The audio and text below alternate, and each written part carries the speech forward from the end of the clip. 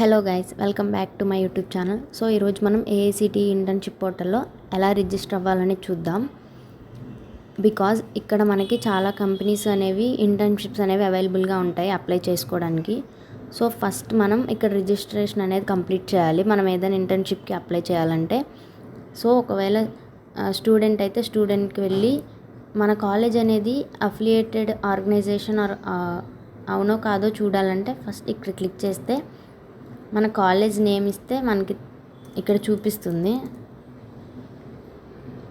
So ఇక్కడ మన college name వస్తే ఇక్కడ క్లిక్ చేసి ఇక్కడ ఆటోమేటిక్గా డీటెయిల్స్ అన్నీ ఫిల్ అయిపోతాయి. సో మనం ఇక్కడ I confirm the above details are correct అని క్లిక్ చేయాలి. నెక్స్ట్ మన first name, middle name, last name and contact number, student roll number ఇవ్వాలి. ఇక్కడ email ID, Aadhaar number, password, confirm password ఇవ్వాలి.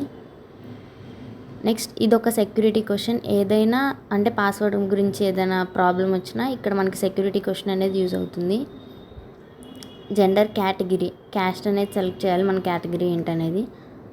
లాస్ట్ పాస్వర్డ్ కోసం ఒకవేళ బీటెక్ వాళ్ళు అయితే డిప్లొమా ఆర్ 12th అలా పెట్టాలి. Academic percentage, grade are grade ఏదైనా మన అకాడమిక్ పర్సంటేజ్ ఆర్ గ్రేడ్ అనేది ఇవ్వాలి.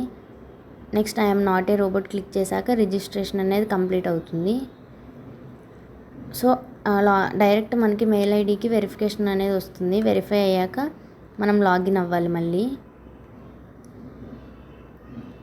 So your email ID and password ఇచ్చి లాగిన్ అవ్వాలి.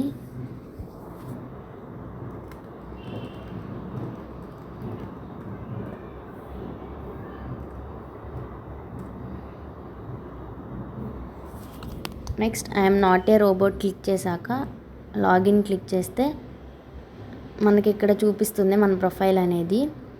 సో మన ప్రొఫైల్లోకి వెళ్ళాక ఇక్కడ డీటెయిల్స్ అనేవి కనిపిస్తాయి.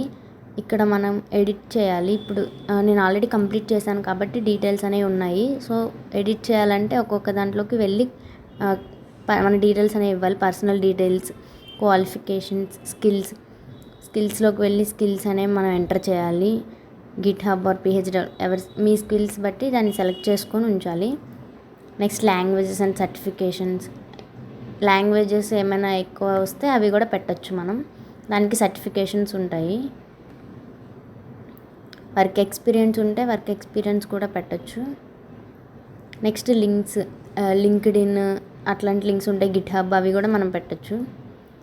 ఇట్లా మన డీటెయిల్స్ అన్నీ ఫిల్ చేశాక సేవ్ చేయాలి. సో ఇట్లా మనకు వస్తుంది. ఇక్కడ మనకి కొన్ని ఉన్నాయి మెనూలో, private internships or government internships అనేవి ఉంటాయి. సో ప్రైవేట్ ఇంటర్న్షిప్స్లో అయినా మనం అప్లై చేసుకోవచ్చు. ఇక్కడ మనకి స్టైపెండ్ అనేది 10,000 ఉంటుంది. అంటే మనకి ఇంటర్న్షిప్కి మనం సెలెక్ట్ అయితే మంత్లీ 10,000 అనేవి వస్తాయి. అలా మనం మన స్కిల్స్ని బేస్ చేసుకొని అప్లై చేసుకోవచ్చు. గవర్నమెంట్ ఇంటర్న్షిప్స్లో కూడా మన స్కిల్స్ వేసుకొని చూపిస్తుంది ఇక్కడ బేస్ చేసుకొని. ఇక్కడ ఉన్నాయి చాలా చూడొచ్చు మీరు.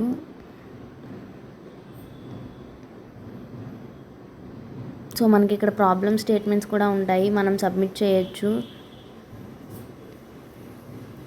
సో ఇలా రిజిస్ట్రేషన్ ప్రాసెస్ అనేది కంప్లీట్ అవుతుంది.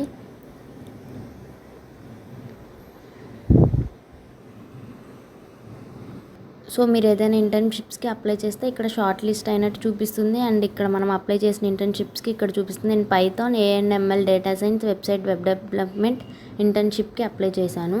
షార్ట్ లిస్ట్ అయింది. సో ఇక్కడ నాకు చూపిస్తుంది date of application Jan 8th. So అన్ని డీటెయిల్స్ మనకి ఇక్కడ ఉంటాయి. సో ఇది రిజిస్ట్రేషన్ ప్రాసెస్ ఏఐసిటీ ఇంటర్న్షిప్ పోర్టల్ది. So thank you for watching.